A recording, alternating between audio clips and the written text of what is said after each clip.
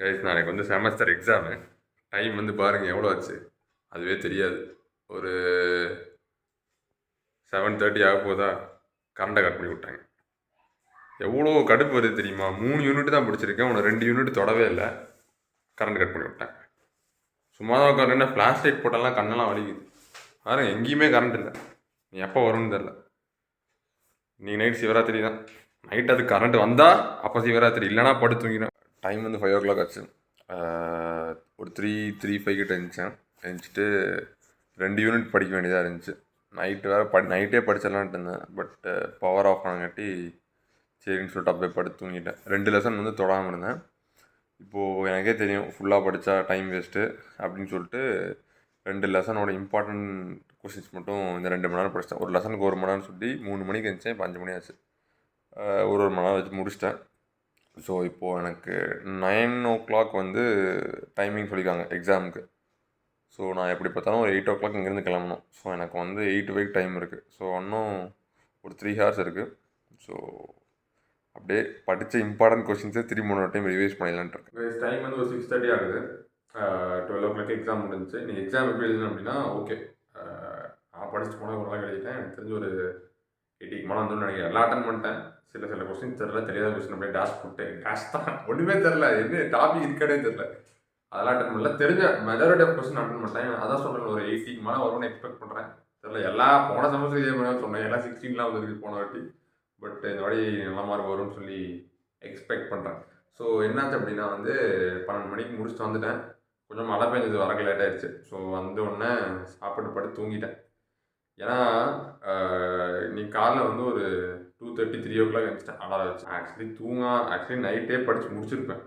2 மணி நேரம் வேஸ்ட்டாக போச்சு. என்னாச்சு அப்படின்னா, இது அப்போவே நான் பேசியிருப்பேன். பட் ஆனால் அப்போது வந்து எனக்கு டைம் இல்லை. சரி படிக்கிற இதில் இருந்தங்காட்டி நான் விட்டுட்டேன். இப்போ நான் ஃப்ரீயாக தான் இருக்கேன். ஃப்ரீயாக இல்லை, நாளைக்கு ஒரு எக்ஸாம் இருக்குது, போய் படிக்க ஆரம்பிக்கணும். ஒரு 7 மணிலேருந்து ஆரம்பிக்கலான்னு இருக்கு. கரண்ட்டுக்காரன் என்ன தான் பண்ணுறது? கரண்ட்டுக்காரனா நான் வந்து இந்த கரண்ட் இதில் ஒர்க் பண்ணிருக்காங்களா அவங்க நான் சொல்ல. கரண்ட்டுக்காரனா ஜென்ரலாக நான் சொல்கிறேன். இந்த கரண்ட் டிபார்ட்மெண்ட் அந்த மாதிரி வச்சுக்கோங்க. இவங்க என்ன பண்ணுறது? டெய்லியும் கட் பண்ணுறாங்க. நேற்று நைட்டும் கட் பண்ணாங்க, முந்தா நேற்று நைட்டும் கட் பண்ணாங்க இதே டைமில். சரி, நான் ஏதோ காலேஜ் ஸ்டூடெண்ட்டு எப்போ எனக்கு செமஸ்டர் இந்த மாதிரி ஓகே. இப்போ தான் வந்து எங்கள் அப்பா அம்மா ஆக்சுவலி யூபிஎஸ் இருந்தது. என்னாச்சு அப்படின்னா, அந்த பேட்ரி ட்ரெயின் ஆகல, அந்த மாதிரி ஏதோ ட்ரெயின் ஆகிட்டு ஒரு 2 மாதம் முன்னாடியே வந்து முடிஞ்சு யூபிஎஸ். அதுக்கப்புறம் யாருமே கண்டுக்கல. ஏன்னா சரி ஏன்னா காலையில் எல்லாருமே போயிடும், நைட் அவ்வளோக்கா பவர் கட் வரல, யாருமே கண்டுக்கல வீட்டில். அப்படியே விட்டுட்டோம். சரி அது என்ன யூபிஎஸ், அப்புறம் பார்த்துக்கலாம்னு விட்டோம். அப்புறம் என்ன அப்படின்னா, நேற்றா வந்து ஒரு எப்படி சொல்கிறது, சரி ஓகே அப்பா அம்மாலாம் வந்துட்டு சரி ஓகே யூபிஎஸ் அது ரிப்பேர் ஆனது எங்கே இப்போ நேற்றா ஞாபகம் வச்சு எனக்கு. சரி இத்தனை நாளாக ஒரு 2 மாதமா 3 மாதமா வந்து சும்மா கிடந்த யூபிஎஸ்ஸை எடுத்து ரிப்பேர் பண்ணோம் அப்படின்னு. ஏன் அப்படின்னு சொல்கிறேன்னா, நான் காலேஜ் அது எனக்கு வேண்டி கிடையாது. என் தம்பி ஒருத்தர் இருக்கான், 10th படிச்சுட்டு இருக்கான், பப்ளிக் எக்ஸாம். அவனுக்கும் வந்து இன்னைக்கு எக்ஸாம் இருந்துச்சு. என்ன பண்ணான், நேற்று வந்து படிக்காமல் சொல்லி கரண்ட் இல்லைன்னு சொல்லி சுற்றிட்டு இருந்தான். ஸோ யூபிஎஸ் மாட்டுறேன் அப்படின்ட்டாங்க. யூபிஎஸ் எங்கிட்ட இருக்கா இல்லையாங்கிறது பிரச்சனை கிடையாது. சரி இப்போது எங்களால் வந்து யூபிஎஸ் மாட்ட முடியுது. நாங்கள் மாட்டி வந்து இந்த மாதிரி ஒரு எப்படி சொல்கிறது, ஒரு அரேஞ்ச்மெண்ட் பண்ணி கரண்ட் வர வச்சுக்கணும், பவர் பேக்கப் பண்ணி நாங்கள் அப்போ வந்து நம்ம நார்மலாக யூசேஜ் படிக்கிறது இதெல்லாம் பார்த்துக்கலாம் நினைக்கிறேன். இப்போது ஒரு குடிசையில் ஒரு பையன் இருக்கான், சரியா? அவன் என்ன பண்ணுவான், அவனுக்கு வந்து புக்கு வாங்குறதுக்கு, யூனிஃபார்ம் வாங்குறதுக்கு, இந்த மாதிரி விஷயத்துக்கே காசு இல்லாத போது யூபிஎஸ் வாங்கிட்டு இருப்பானா? என்ன பண்ணுவீங்க? அப்போ மார்க் கம்மியாக எடுத்தால் நீங்கள் பொறுப்பேற்றுவீங்களா? அதுக்குன்னு ஒரு டைலாக் வந்துடும், ஒரு வருஷமா என்ன பண்ணிட்டு இருந்த படிக்காம, கடைசியில் நீ வந்து பப்ளிக் எக்ஸாம் தான் படிப்பி அப்படின்னு. அது அப்படி கிடையாது. என்னதான் ப்ராக்டிக்கலாக வாயில் எவனாலும் சொல்லலாம், ஆனால் நீ அப்படி பண்ணியா? ஃபஸ்ட்டு உங்கள்கிட்ட அந்த கேள்வி கேட்கு, நீ அப்படி பண்ணியா அப்படின்னு. எப்போ பார்த்தாலும் ஒரு இதுவே இல்லை. இதெல்லாம் வந்து எப்படி சொல்கிறது, கரண்ட் கட் ஆக போகுது அப்படின்னா முன்னாடி சொல்லிடணும், இன்னைக்கு ஷட் டவுனா இல்லை இந்த டைம் கரண்ட் கட்டா, அந்த மாதிரி இன்ஃபர்மேஷன் வந்தால் ஓகே பண்ணலாம். எப்போனே தெரியாது, நம்ம ஒரு பிளானிங் இருப்போம். சரி ஓகே இப்படி படிச்சிடலாம். நான் வந்து என்ன பிளான் இருந்தேன், சரி ஓகே இந்த நைட்டு ஒரு 8 மணிக்கு ஆரம்பிச்சிடலாம், ஒரு 10 மணிக்குள்ளே முடிச்சிடலாம், தூங்கிட்டு திரும்பி 4 மணிக்கு வந்து ரிவைஸ் பண்ணலாம் அப்படின்னு சொல்லி ஒரு பிளான் இருந்தது. இவங்க என்ன பண்ணாங்க, 8 மணிக்கு கரண்ட்டை கட் பண்ணிட்டாங்க. சரி கரண்ட்டை கட் பண்ணால் ஒரு அரை மணி நேரம் இல்லை ஒரு மேக்ஸிமம் ஒரு 45 minutes அதுக்குள்ளே வந்து பவர் வந்தால் பரவாயில்ல. நான் 8லேருந்து 9 மணி வரைக்கும் கரண்ட் வருங்கிற நம்பிக்கையிலே சும்மா உட்காந்துட்டு இருந்தேன். அப்புறம் என்ன பண்ணுறது, சரின்னு சொல்லிட்டு அப்புறம் வந்தது 10 மணிக்கு தான் வந்துருக்கு போல. அப்புறம் நானும் தூக்கம் வரல, சரியான கொசுக்கடி. ஃபேன் ஓடலையா சரியான குசுக்கடி. ஐயோ! அப்படியே திரும்பி திரும்பி படுத்துட்டு இருந்தேன். அப்புறம் கரண்ட் வந்துடுச்சு. கரண்ட் வந்தோனே ஃபேனை போட்டு அப்படியே படுத்து தூங்கிட்டேன்.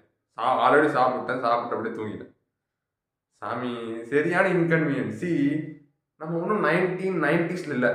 சரியா? ஃபர்ஸ்ட்டு அத புரிஞ்சுக்கோங்க. நம்ம 1990ஸ்ல இருந்து இப்ப தான் வந்து எல்லா ஹவுஸுக்கும் வந்து இப்ப தான் பவர் வந்து கனெக்ஷன் வந்திருக்காங்க. இப்ப பவர் ஜெனரேட் பண்ணி இப்ப தான் வந்து தந்திருக்காங்க. ஓகே. டேய் நான் 2023ல இருக்கேன்டா. 2023யா முடிய போகுது. 2024ல இருக்கேன்டா. உன்ன வந்து உங்களால வந்து என்னால ஒரு 24 ஹவர்ஸ் வந்து கரண்ட் தர முடியல. இப்ப என்னன்னு சொல்றது? ஆ சொல்லு. எல்லாத்துக்கும் அவன் வேலை இருப்பான்ல. அவன் பிளான் வச்சிருப்பான்ல. திடீர்னு கரண்ட்ட கட் பண்ணி விட்டா என்னன்னு பண்றது? அதான் சரி ஓகே. இத பத்தி பேசினாலும் வேஸ்ட்டு தான். சரி ஓகே அப்படின்னு சொல்லிட்டு நான் போய் படுத்து தூங்கிட்டேன் நைட்டு. சரி போனா போட்டோம் அப்படின்னு படுத்து தூங்கிட்டேன். அப்புறம் காலைல திரும்பி ஒரு 3 மணிக்கு அலாரம் வச்சேன். அலாரம் வச்சு எந்திச்சு ஒரு மாரி தூக்கமா இருக்கும். அதுக்கு தான் நம்ம ஒரு ஸ்ட்ராட்டஜி வச்சிருக்கோம்.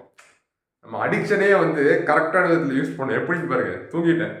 தூங்கி எந்திச்சிட்டேன். அப்புறம் எந்திச்சிட்டு எனக்கு ஒன்றும் சேர்ல வந்து உட்காந்து புக்கெல்லாம் ஓப்பன் பண்ணி வச்சுட்டேன். புக்கு கிடையாது. புக்குனா இந்த கூகுள் கிளாஸ் ரூமில் தான் வந்து மெட்டீரியல் போஸ்ட் பண்ணுவாங்கல்ல. அந்த மெட்டீரியல்லாம் ஓப்பன் பண்ணி வச்சுட்டேன். எல்லாம் பார்த்துட்டு உட்காந்துருக்கேன். அப்படியே தூக்கம் தள்ளுது. சரி ஓகே அப்படின்னு சொல்லிட்டு ஒரு 1/2 மணி நேரம் போனா போறோம் அப்படின்னு சொல்லி ஒரு 1/2 மணி நேரம் யூடியூப் பார்த்தேன். அப்புறம் வந்து அப்படியே யூடியூப் பார்க்குறோம்னா அது நமக்கு ஒரு ஜாலியான வேலை தானே. அப்படியே பார்த்துட்டு அப்புறம் அப்படியே வந்து நல்லா ஆக்டிவ் ஆகிட்டேன். அப்புறம் அப்படியே படிக்க ஆரம்பிச்சிட்டேன். ஒரு 7:00 கிட்ட வந்து ஃபுல்லாக படித்து முடிச்சிட்டேன். அப்போ தான் ஆக்சுவலி வந்து 3 யூனிட் வந்து முடிச்சிட்டேன் முன்னாடியே. 3 யூனிட் வந்து டச் பண்ணி ஃபுல்லாக முடிச்சிட்டேன். 2 யூனிட் தொடவே இல்லை.